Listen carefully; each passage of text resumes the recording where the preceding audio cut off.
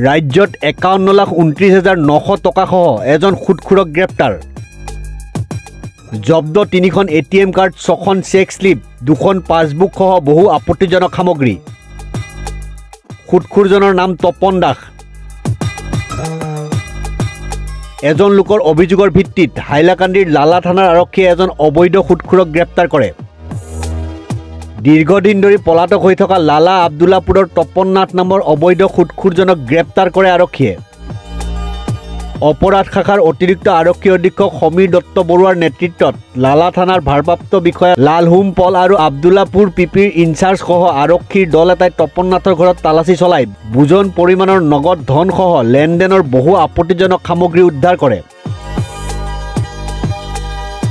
আৰক্ষীয়ে জানিবলৈ দিয়া মতে সুদখোৰজনৰ ঘৰৰ পৰা নগদ 51,29,900 টকা জব্দ কৰা হয়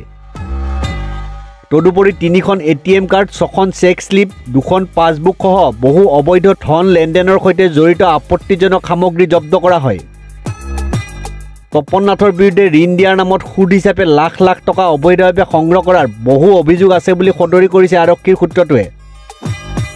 গ্ৰেপ্তাৰৰ পিছত আদালতৰ অনুমতিত তপন নাথক বৰ্তমান লালা থানাত জেৰা কৰি থকা হৈছে ইফালে তপন নাথৰ দৰে দুখীয়া লোকৰ তেজ শুই হোৱা সুদখোৰজনক গ্ৰেপ্তাৰ কৰাত আৰক্ষীক ধন্যবাদ জনাইছে ভুক্তভোগীসকলে তেওঁক কঠোৰ শাস্তি দিবলৈও আৰক্ষী প্ৰশাসনক আহ্বান জনাইছে হাইলাকান্দিৰ ৰাইজে